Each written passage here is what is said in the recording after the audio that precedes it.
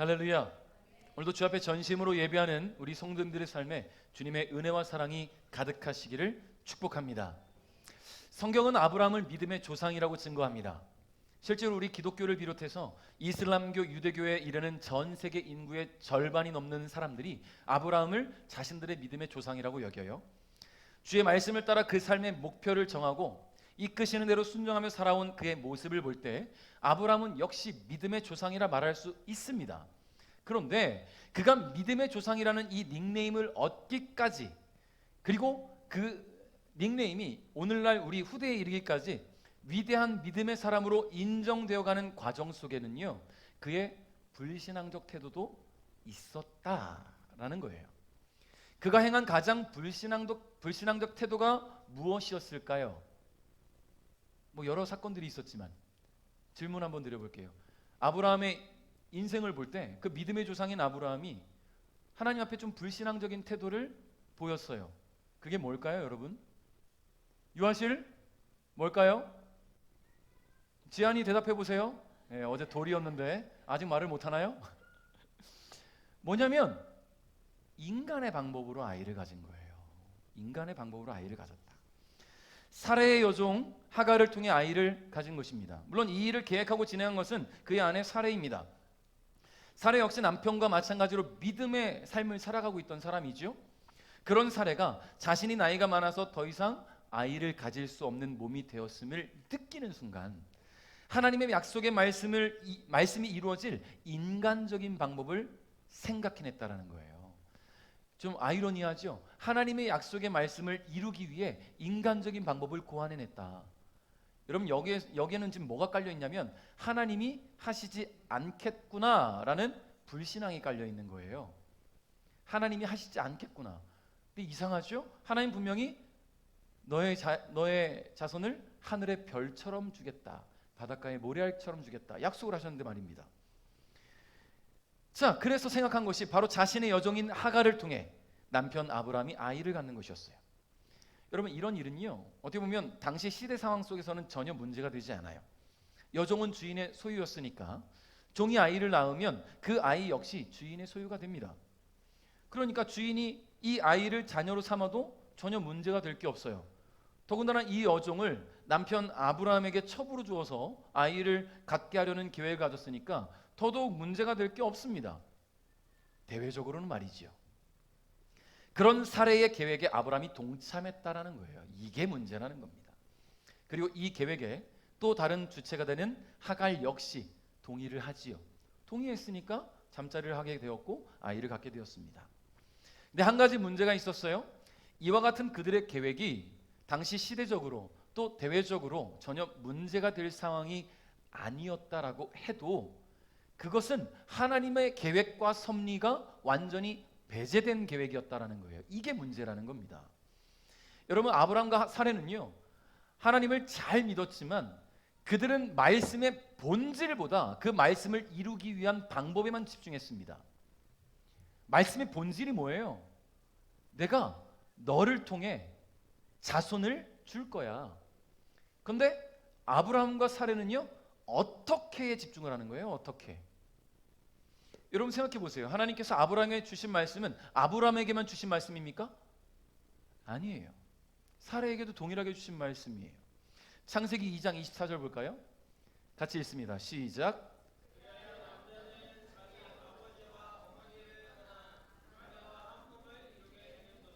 아멘. 뭐예요?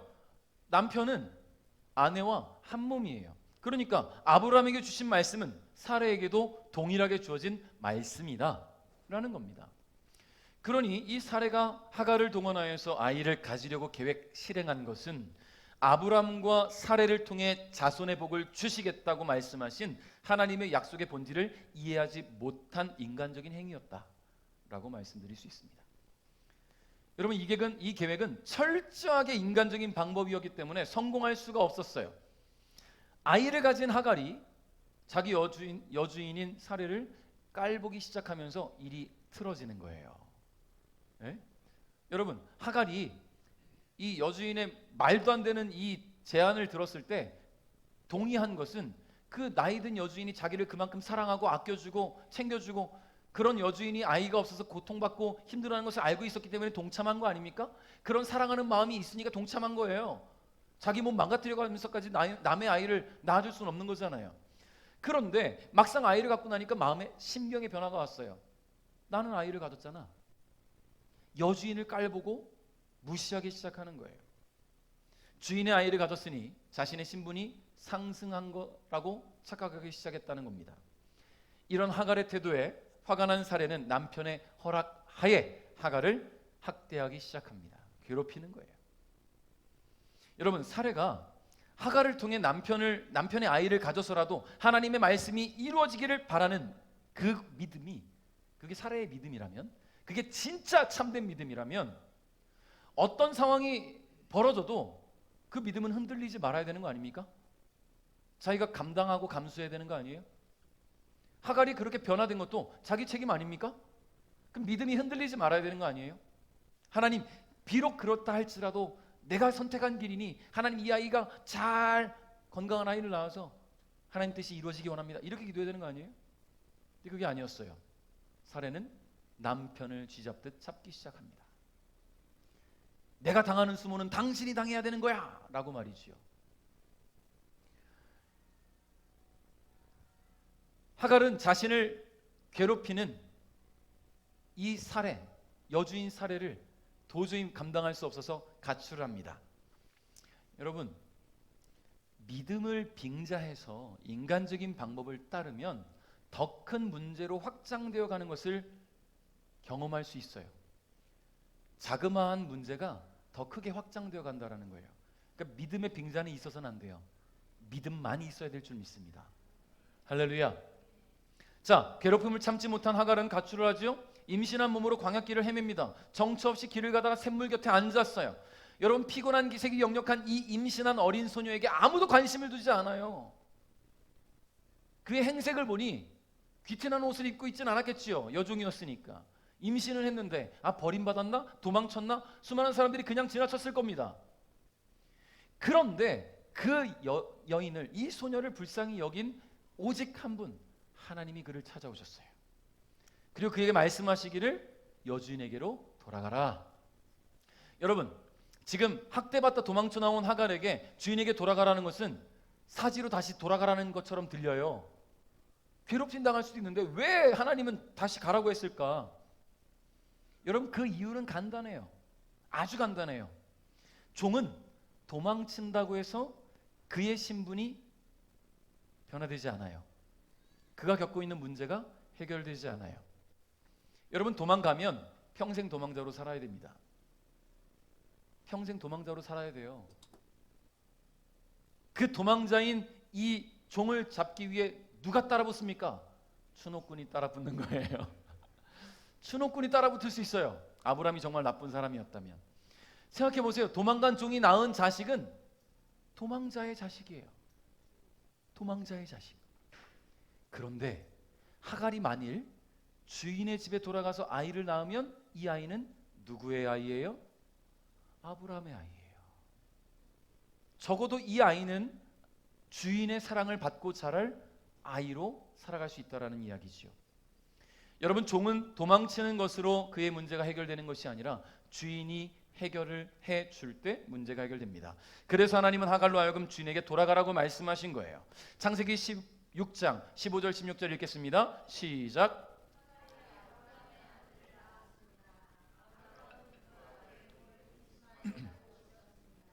하갈이 이스마엘을 낳았을 때 아브라함의 나이는 86살이었습니다. 아멘.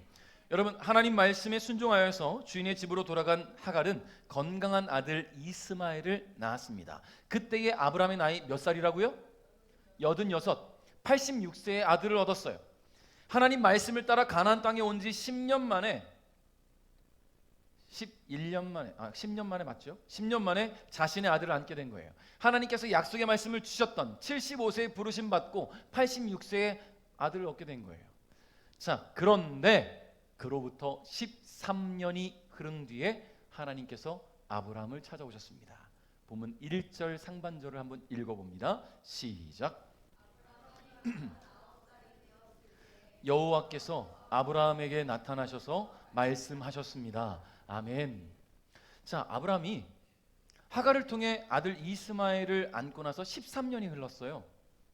무려 13년의 시간이 흐르는 동안 하나님과 아브라함 사이에 대한 기록이 성경에 등장하지 않아요. 아까 읽었던 창세기 16장 15절 16절이 이스마엘을 낳고 그때 나이가 86세였다. 16장이 끝나요. 그리고 17장의 시작이 아브라함이 99살이 되었을 때라고 시작된다는 거예요. 그 중간 13년의 기록이 없어요. 물론 중요하지 않은 내용이라 뭐 축약할 수도 있겠죠. 근데 아브라함 정도의 믿음의 사람이라면 그 13년이라는 시간이 너무 긴 시간이잖아요. 지금 아인이가 몇 살이죠? 12살. 제가 아인이 요만할 때부터 봤는데 지금 저렇게 컸어요. 수많은 일들이 있었거든요. 그리고 김민 목사님 집도 벌써 몇 번 이사를 했어요. 왔다 갔다 그죠? 6번을 이사를, 아인이 태어나서 6번을 이사를.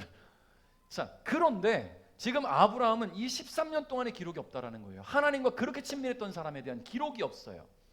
믿음의 조상 아브라함이 어떻게 하나님과 소통 없이 13년을 보낼 수 있었을까요? 그는 도대체 이 13년 동안 뭘 했을까요? 그가 보낸 13년은 과연 어떤 삶이었을까요? 오늘 이걸 한번 생각해 보려고 해요. 그의 잃어버린 13년. 자, 여러분, 아브라함에게 있어서 개인적으로 지난 13년은 행복했겠지요. 불행했을까요? 행복했을 거예요. 누구 때문에? 이스마엘 때문에. 이스마엘 때문에. 평생 갖지 못할 것만 같았던 아들을 얻었거든요. 눈에 넣어도 아프지 않을 만큼 이쁘고 사랑스러운 아들을 모든 것을 다 포기한 그때에 얻었으니 얼마나 행복했겠습니까? 비록 그 과정 속에는 잡음도 있었어요. 말도 안 되는 인간적인 방법으로 아이를 가질 계획을 세웠고요. 이 과정에서 애엄마 하갈 집도 나갔었어요. 물론 종이지만 아브라함과 사례고 화가 났겠지만 돌아온 이 하갈을 품어주고 안심시키고 얼마나 돌봐줬겠습니까? 이 어린 소녀를. 또다시 뭐 하갈을 학대하진 않았을 거라고 생각이 되어져요. 믿음의 사람이니까. 하갈이 아이를 낳을 때까지 잘 돌아봐 줬겠지요. 그렇게 하갈은 아브라함의 아들을 낳았습니다. 집안은 경사가 났어요. 아브라함은 부를 가진 사람이에요. 엄청난 부를 가진 사람. 그러면 그런 부를 가지고서도 아들이 없어서 자신의 재산 전부를 자신의 종 엘리에셀에게 물려주려고 계획했던 사람이 아브라함 아닙니까? 그런데 자신의 씨를 통해서 모든 것을 상속받을 자격이 있는 아들을 가졌으니 축제가 벌어지지 않았겠어요? 여러분, 사례 역시 하갈로 인해 마음고생은 있었을 겁니다. 근데 하갈이 아들을 낳음으로 인해서 자신의 오랜 수건이 해결되었어요. 그렇게 아브라함과 사례 그리고 하갈은 이 귀한 아들에게 집중하느라 아무것도 눈에 들어오지 않을 겁니다. 그렇지요. 어제 지한이가 돌잔치를 했어요. 지한이가. 그래서 제가 짧은 메시지를 나누면서 이런 얘기를 했거든요. 지금은 아빠 엄마의 시선이 항상 지한이에게 가 있어요. 저 아이가 혹시 어디 부딪히진 않을까? 일어나다 넘어지진 않을까? 그래서 아빠 엄마는 슈퍼맨이라는 얘기를 하잖아요. 아이가 다치지 않게 보호하는. 근데 이 아이가 좀 더 커요. 지금 저기 유아실에 있는 아이들 보세요. 벌써 컸잖아요. 근데 저 아이들이 항상 부모님 눈앞에만 있는 게 아니에요. 학교도 가고 친구도 만나고 또 친구랑 놀다가 어딘가 깨지고 넘어지고 까지고 저처럼 부모님의 근심이 될 수도 있어요. 많은 상해를 입을 수도 있다라는 얘기예요. 자, 그러니 이 아브람과 사레 86세에 얻은 아들이 혹시나 다치진 않을까, 행여나 위험을 만나지는 않을까, 얼마나 애지중지하면서 따라다녔겠습니까? 13년 동안 말입니다. 이스마엘이 13살이 될 때까지 그냥 이 아들만 쫓아다니는 거예요. 그러니 하나님을 바라볼 시간이 없어요. 하나님을 올려다볼 시간이 없어요. 하나님과 소통할 시간이 없어요. 이 아들에게 집중하느라 말이지요. 여러분, 근데 이런 생각을 해봤어요. 제가 이 말씀을 좀 준비하면서 처음에 제목은 딱 잃어버린 13년. 되게 뭔가 영화적인 제목 같은 멋있게 만들어 놓고 묵상이 안 되는 거예요. 뭘 묵상할까? 어떤 나눔을 할까? 한참 묵상하는데 하나님께 제게 주신 그 묵상 포인트가 있었는데, 그게 뭐냐면, 과연 아브라함은 아들을 낳고 하나님께 감사를 드렸을까? 과연 아브라함은 이 이스마엘을 얻고 하나님께 감사의 예배를 드렸을까였어요. 여러분, 아브라함이 가나안에 도착했을 때 제일 먼저 한 일이 뭡니까? 예배를 드렸어요. 제단을 쌓았단 말이에요. 감사의 예배. 처음 세겜에 장막을 쳤던 아브라함은 가나안 사람들의 텃세로 인해서 산으로 장막을 옮깁니다. 그 옮기고 나서 뭐 했습니까? 예배를 드렸어요. 제단을 쌓았지요. 그리고 또다시 가나안 사람들의 텃세와 경계로 인해 남쪽 네게브 지방까지 옮기게 되었을 때도 그는 뭐 했습니까? 예배를 드렸어요. 하나님 감사합니다. 그랬던 아브라함에게 그토록 원했던 아들이 태어났는데 왜 성경에 그가 하나님께 감사의 제단을 쌓았다는 기록이 없을까요? 감사하지 못했다는 거겠지요. 그가 제단을 쌓은 일이 없다는 이야기겠지요. 다시 말해 줄곧 하나님을 향했던 그의 시선에 더 이상 하나님이 눈에 들어오지 않았다는 겁니다. 왜냐하면 그의 눈앞에 눈에 넣어도 아프지 않을 아들이 있었기 때문입니다. 그렇게 아브라함은 하나님과 멀어졌어요. 약속의 말씀 없이도 괜찮은 삶을 당연하게 살기 시작했습니다. 이제 하나님이 약속하신 자손의 복이 나에게 이제 임했구나. 나는 이 아들을 통해 하나님이 자손의 복을 주실 거야. 이 아이를 통해서 나는 그 약속이 다 성취될 거야. 하나님과 소통도 하지 않으면서 혼자 그런, 죄송합니다, 망상에 사로잡혔을지도 몰라요. 그 누구보다 행복하다는 생각을 갖고 살아갔을 겁니다. 그렇게 아브라함은 믿음을 잃어버린 13년을 보냈어요. 성도 여러분, 하나님 없이도 행복할 수 있어요. 왜 행복하지 않겠습니까? 여러분, 믿지 않는 사람들도 행복하게 잘 살고 있어요. 믿는 사람이라고 늘 행복합니까? 힘들고 고통스럽고 염려 있고 근심 있고 그런 삶 살아가요. 근데 큰 차이가 있지요. 그 행복의 기준이 어디로부터 시작되고 그 행복의 결말이 어디서 끝날 것인가에 대한 거예요. 여러분, 인생을 살아가는 하나님의 백성들에게서 그 행복의 결말은 천국입니다. 아무리 이 땅에서 행복해도 그 천국을 가지 못하는 이들에게는 그 행복은 잠깐뿐인 나그네 인생에서 잠깐 즐기고 살아가는 삶의 일부분일 뿐이에요. 저와 여러분에게는 가장 행복한 결말이 있어요. 할렐루야. 그걸 보고 나가야 되는 거예요. 믿음의 사람은 결국 하나님 없이 행복할 수 없다라는 겁니다. 하나님만이 우리를 구원하시는 전능하신 분이기 때문이지요. 그 무엇으로도 하나님의 빈자리를 채울 수 없다는 것을 기억하시기 바랍니다.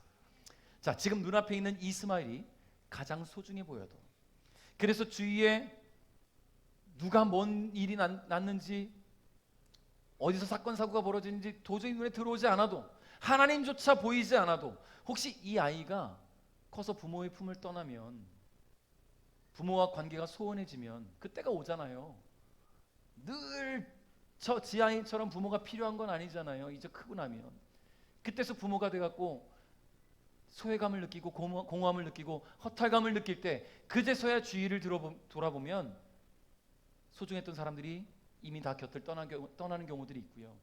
하나님과 멀었던 그 신앙도 회복하려고 보니 내가 너무 멀리 와 있는 그런 현실에 처할 때도 있지요. 여러분, 근데 가장 중요한 게 뭐냐면, 그렇게 하나님과 단절된 관계가 온전히 회복될 수 있을까에 대한 염려라는 거예요.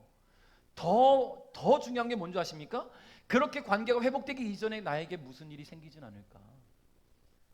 지난주 김한균 선교사님 통해서 말씀을 나눌 때 이런 말씀하셨잖아요. 하나님께서 숨을 주시지 않으면 우리에게 내일이 없어요. 하나님이 호흡을 주시지 않으면 내일이 없단 말이에요. 오늘 하나님과 내 관계가 끊어져 버렸을 때 내일 하나님이 호흡을 주시지 않으면 단절된 상태로 끊어진다라는 거예요. 어떻게 장담합니까? 나는 지금 떠나 있지만, 나는 지금 나와 있지만, 하나님과 조금 멀어져 있지만 나는 돌아갈 거야. 돌아갈 거야, 확실해. 내가 확신하는 것을 하나님께서 지켜주실지 아니실지 어떻게 알겠어요? 그건 내 생각일 뿐이지. 그러니까 하나님과 우리의 이어지는 끈은 절대 끊어져서는 안 됩니다. 할렐루야. 그러니까 이 관계가 단절되지 않도록 여러분 늘 믿음으로 주님과 소통할 수 있기를 주님의 이름으로 축복합니다.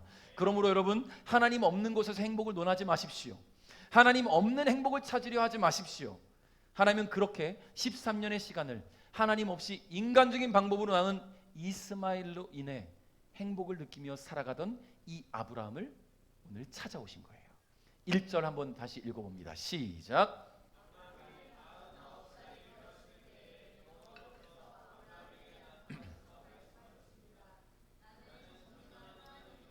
내 말에 복종하며 올바르게 살아라. 아멘. 자, 아브라함이 86세의 아들 이스마엘을 얻은 지 13년 만에 하나님이 찾아오셨어요. 13년 동안 하나님과 소통이 없었음에도 불구하고 아브라함이 하나님을 찾지 않은 것은 이스마엘로 인해 자신의 공허가 채워졌기 때문이에요. 인간적 행복이 가득하다 보니 영적인 눈이 가려졌어요. 그러니 하나님을 찾지 않음에도 불구하고 불편함을 느끼지 못했습니다. 반면 하나님께서 이 13년의 긴 침묵을 깨고 다시금 아브라함에게 자신을 드러내신 것은 아브라함이 자신의 자발적인 의지로는 돌아올 마음이 전혀 보이지를 않아요. 13년이라는 시간이 지나는 동안 이 아브라함은 하나님의 계시와 약속이 이스마엘을 통해 이미 이루어졌다고 여기기 시작했다라는 거예요. 하나님의 뜻은 그게 아닌데 말이죠. 그렇게 믿고 그렇게 살아가고 있으니. 그런데 이스마엘은요, 약속의 아들이 아니었어요. 하나님의 계획과 방법으로 낳은 아들이 아니니까. 여러분, 그럼에도 불구하고 이 아브라함이 이스마엘을 그 약속의 아들이라고 믿고 싶었던 것은, 여러분 창세기 17장 15절에 이어지는 아브라함과 하나님의 대화 속에 보니까요, 하나님이 이런 말씀을 하세요. 아브라함에게 내가 사라를 통해 너에게 아들을 줄 거야. 그랬더니 아브라함이 뭐라고 말씀을 드리냐면, 하나님, 이스마엘이나 하나님께 복을 받으며 살기를 원합니다. 무슨 말이에요? 하나님, 이스마엘로 충분해요. 이미 나는 나이 들어서 기력도 없고 내가 99세인데 사라는 몇 살이에요 지금? 89세예요. 10살 차이니까. 어떻게 사라가 아들을 낳습니까? 그냥 이걸로 족합니다. 하나님의 뜻이 이미 이루어졌다고 믿습니다. 아니 믿고 싶습니다. 왜냐하면 이 아이들이 너무 이쁘거든. 지금 13살이 될 때까지 그냥 이 아이만 보고 살았으니까. 그렇게 지금 마음이 굳어버렸다는 거예요. 근데 하나님의 뜻과 계획을 전혀 분별하지 못하는 불신앙적인 모습이 아브라함을 장악했다라는 겁니다. 자신의 생각 속에 사로잡혀서 멋대로 계획하고 멋대로 꿈꾸고 있었다는 거예요. 그런 아브라함, 그런 죄 많은 아브라함을 하나님이 친히 찾아오셨다는 거예요. 자, 제가 조선시대 살아본 것은 아니지만 드라마나 어떤 조선시대를 다룬 그런 다큐나 영화를 보면 조선시대 왕들이 어디 살아요? 왕궁에 살죠. 궁에, 경복궁 안에 살았겠죠. 자, 그런데 가끔 궐 밖으로 나가요. 눈에 띄지 않게. 그걸 뭐라고 하냐면 자맹이라고 하더라고요. 평상복 양반의 옷차림을 하고 수행 무사를 한 명 데리고 위험하면 안 되니까 그냥 돌아다녀요. 민생을 돌아보기 위한 계획이기도 하겠지만 또 세상 돌아가는 일들이 또 궁금해서일 수도 있고 또 개인적인 어떤 일들을 해결하기 위해서일 수도 있지만, 중요한 것은 그런 왕이 이렇게 무사 한 명 달고 다닐 때 서민들이 왕을 알아볼 수 있겠습니까? 왜 못 알아봐요? 왕인데? 그렇죠. 중요한 게 본 적이 없어요. 서민들이 왕을 볼 기회가 없어요. 여러분 윤 대통령 얼굴 다 기억하십니까? 우리는 대통령을 알아요. 왜냐하면 매스컴을 통해 보니까, 핸드폰으로 검색만 해도 나오니까. 조선시대에 그런 게 어디 있어요?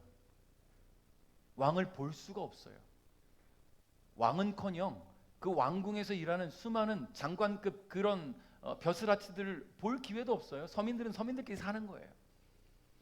그러니까 길을 가다가 혹시라도 대감님이 지나가면 마차나 가마가 지나갈 때 물러거라 하면 다 어떻습니까? 엎드려요. 고개도 못 들어요. 어디 감히 서민이 대감을 쳐다봅니까? 그런데 어떻게 왕을 보겠어요? 그만큼 격차가 벌어지면 함부로 만날 수도 없어요. 그런데 하나님께서, 온 우주 만물을 창조하신 하나님께서 친히 아브라함을 찾아오셨다는 것은 너무나 큰 사랑이 그 안에 맺어 있다는 거예요. 할렐루야. 사랑하지 않으면 찾아갈 수가 없어요. 그렇지 않습니까? 드라마 보면 그러잖아요. 세자가 평민을 찾아가요. 그런 일 절대 있을 수 없는데 드라마에선 있어요. 왜요? 첫눈에 반했거든. 사랑하면 찾아가는 거예요. 그런 일이 있을 수 없지만 여러분, 하나님이 그만큼 이 아브라함을 사랑하셨기 때문에 그를 찾아오셨어요.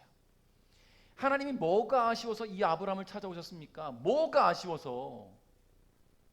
아브라함은 자기 스스로 이스마엘을 자신의 아들로 안았을 때부터 하나님의 언약은 나에게서 이루어졌어라고 생각하고 현재 완료형으로 끝냈는지 몰라요. 근데 하나님의 언약은 여전히 진행형이었습니다. 아직 언약이 끝나지 않았어요. 아브라함 혼자 언약이 끝난 듯 자기 삶을 살아가고 있었을 뿐 하나님은 조용히 그가 다시 하나님을 찾고 언약을 위해 함께 동행할 날을 기다리고 계셨습니다. 그럼에도 불구하고 아브라함이 자발적 의지로 돌아올 생각이 전혀 없다는 것을 느끼시고는 이제 아브라함을 찾아오신 거예요. 여러분, 아브라함을 찾아오신 하나님께서 그에게 건넨 첫 마디가 뭐였습니까? 아까 나는부터 읽어봅시다. 시작.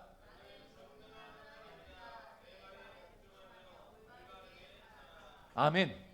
하나님 없는 삶, 하나님 없이 지내온 13년의 시간은 하나님 보시기에 어떤 삶이었다고요? 올바르지 못한 삶이었다라는 거예요. 올바르지 못한 삶이었다. 아브라함은 이스마엘로 인해 만족하며 행복했는지 모르겠지만 그런 아브라함을 보시면서 하나님은 안타까우셨단 말이에요. 왜 약속의 아들이 아닌 저 이스마엘 붙들고 저렇게 물고 빨고 난리 쳤을까? 왜 쟤만 바라보느라 나를 바라보지 않을까? 왜 쟤한테 마음 뺏겨서 나를 찾지도 않을까? 나랑 소통도 하지 않을까? 내가 저 아브라함에게 주고자 하는 축복이 너무나 많은데 왜 나를 보지 않을까? 왜 고작 그 아이 하나 때문에 내가 준비한 이 크고 큰 이 열방을 주겠다는 그 약속을 잊어버렸을까? 여러분, 이게 우리 현실이에요. 눈앞에서 뭔가 하나 탁 터지고 되어지는 것 같으면 그것 때문에 다른 게 보이지 않아요. 하나님이 더 무궁무진한 은혜를 준비하고 계신데 내 눈앞에 잭팟이 터졌을 때 그것 때문에 하나님과 관계가 단절될 수 있어요. 그러지 않기를 바랍니다. 하나님 없이도 만족하며 지내왔던 이 아브라함의 13년을 하나님은 올바르지 못했던 삶이라고 지적하십니다.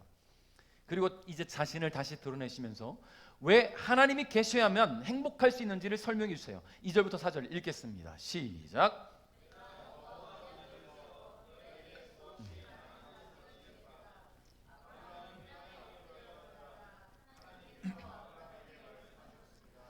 이것은 내가 너와 세우는 언약이다.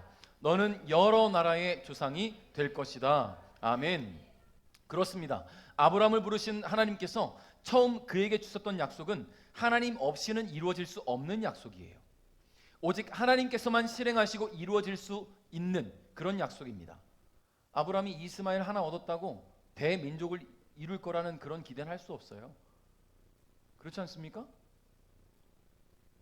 여러분들 자녀를 통해 거대한 민족이 이루어질 거라 생각하십니까? 대한민국 살면서 또 다른 민족을, 나는 나를 통해 내 자손을 통해 거대한 민족을 이루겠다. 손 한번 들어보세요. 땅덩어리가 없어요. 이미 그 민족을 이뤄나갈 땅덩어리가 없단 말이에요. 근데 하나님은 이 아브라함에 그 약속을 주셨어요.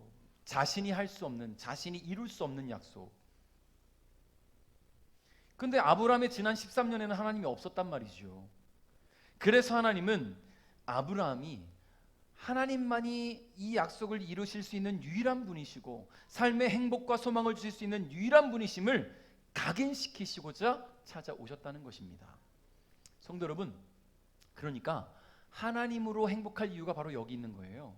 하나님은 우리를 향한 당신의 꿈과 계획을 실행시키시는 분이다. 나의 생각과 계획은 실패를 향해 가지만 하나님의 생각과 계획은 결단코 실패가 없다는 것을 기억하시기 바랍니다. 다만 하나님의 때를 기다리는 자들에게 주어지는 은혜라는 것을 여러분 잊지 마십시오. 나의 때가 아니라 하나님의 때. 그러므로 저와 여러분의 삶을 채우시고 우리를 통해 당신의 뜻을 이루실 하나님을 더욱 소망하며 의지하시기를 바랍니다. 자, 이제 하나님은 아브라함의 꿈을 이루어질 수 있는 유일한 분이라는 것을 우리가 알았죠? 자식이 없이 조용히 늙어가던 아브라함에게 꿈과 소망을 주신 분이 하나님이에요.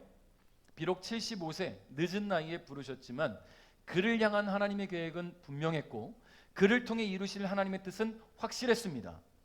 기다림의 시간이 길어져서 인간적인 방법을 택하여서 하나님의 계획을 틀어지게 했어도 하나님은 여전히 그를 통해 당신의 뜻을 이루시고자 했다라는 거예요. 여러분, 이제 곧 100세를 앞둔 아브라함에게 하나님은 다시 한번 소망을 주십니다. 여러분, 나이 99세에 무슨 소망이냐 말씀하실 수도 있겠지만 하나님은 당신의 뜻을 이루시기까지 당신의 백성을 책임지시고 그 삶을 인도해 가신다는 것을 여러분, 우리는 잊어서는 안 돼요. 내가 생각한 기한 그거 다가 아니에요. 하나님이 이루시고자 하면 반드시 이루어진다는 겁니다. 우리 5절부터 8절 한번 읽어봅니다. 시작. 이제부터 너의 이름은 아브라함이 아니라 아브라함이 될 것이다. 내가 너에게 많은 자손을 줄 것이다. 너를 여러 나라들 위에 세우리니 너에게서 왕들이 나올 것이다. 내가 너에게 언약을 같이요. 시작. 내가 너에게 언약을 세울 텐데 이 언약은 지금부터 내가 너와 네 모든 자손에게 세우는 언약이다. 나는 네 하나님이 되며 네 모든 자손의 하나님이 될 것이다. 너는 지금 이 가나안 땅에서 나그네로 살고 있다. 그러나 내가 이 땅 전체를 너와 네 자손에게 영원히 주며 나는 네 자손의 하나님이 되어 주겠다. 할렐루야. 이게 하나님의 계획이에요. 이게 이스마엘로 끝난 것이 아니라 하나님은 여전히 그를 향한 계획을 너무나 크고 원대하게 갖고 계시다는 거예요. 여러분, 하나님은 이와 같이 언약의 선포로 이미 그와 맺었던 언약을 갱신하셨어요. 아브라함의 믿음을 견고하게 하시기 위해서 말이죠. 무엇보다 이 아브라함의 이름을 바꿔주셨어요. 그래서 그가 더 큰 꿈과 소망을 품게 하셨습니다. 여러분, 아브라함 처음 부르셨을 때 이름이 아브람이잖아요. 아브라함이라는 이름의 뜻이 뭔지 아십니까? 따라합니다. 존귀한 아버지. 뜻이 너무 멋있잖아요. 존귀한 아버지. 아브라함의 이름의 뜻이 존귀한 아버지예요. 멋진 이름이에요. 어떻게 보면 아브라함은 그 이름에 걸맞는 삶을 그 13년 동안 살아왔는지 몰라요. 이스마엘에게 그 누구보다 사랑을 주는 멋진 아버지로 말이지요. 근데 하나님은요, 그가 한 아이의 존귀한 아버지에 머무르지 않기를 원하셨습니다. 그래서 그 이름을 아브라함이라고 바꿔주셨어요. 그 이름의 뜻은 뭔지 아십니까? 열국의 아비. 쉬운 성경에서 뭐라고 표현하냐면 여러 나라의 아버지라고 표현하고 있어요. 여러 나라의 아버지. 이 한 아이의 존귀한 아버지가 아니라 여러 나라의 조상으로 하나님은 아브라함을 택하셨다는 거예요. 하나님의 언약은 처음 그를 부르셨을 때와 똑같습니다. 그러나 이번 언약의 갱신을 통해 아브라함의 이름을 계명하시면서 새로운 꿈과 소망을 향해 믿음의 발걸음을 내딛게 하셨어요.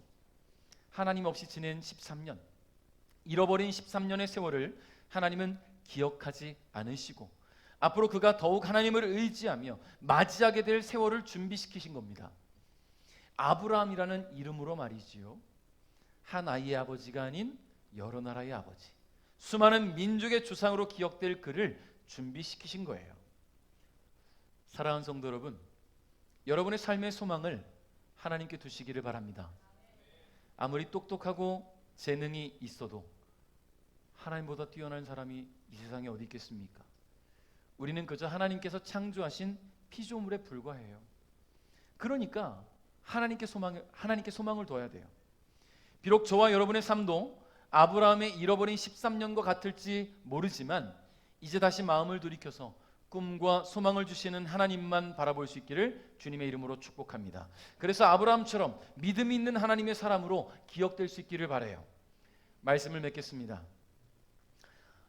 요즘 무섭게 내리는 비를 보면서 이 자연의 섭리 앞에서 인간이 얼마나 나약한 존재인지를 다시 한번 느꼈어요. 이 비바람에도 어찌할 바 모르는 우리가 어떻게 온 만물을 다스리시는 하나님 없이 행복을 논할 수 있을 것이며 하나님 없이 꿈과 소망을 품을 수 있겠습니까? 여러분, 오직 하나님께만 소망을 두시기를 주님의 이름으로 축복합니다. 때론 하나님이 나를 잊으셨는가 싶을 만큼 긴 기다림의 시간이 있을 수도 있어요. 아브라함처럼 기다리다 지쳐서 인간적인 계획과 인간적인 방법들로 만족하는 방법을 터득하며 살아가고 있는지도 몰라요. 그러나 여러분, 반드시 기억하십시오. 하나님은 신실하신 분이라는 것. 하나님은 당신의 계획을 번복하심도 없고 철회하시는 일도 없다라는 것을 기억하십시오. 기대하고 기도하며 기다리는 이에게 하나님은 당신의 약속을 반드시 이루시는 분임을 기억하시기 바랍니다. 꿈과 소망을 주시는 신실하신 하나님을 끝까지 믿고 기다리는 그런 믿음을 가지시기를 주님의 이름으로 축복해요. 그래서 주님이 여러분을 향한 그 계획과 약속을 이루시는 그날 감사의 찬양을 드리며 주님이 하신 그 위대한 일들을 많은 이들에게 선포하는 우리 배대가족 여러분 될 수 있기를 주님의 이름으로 축복합니다.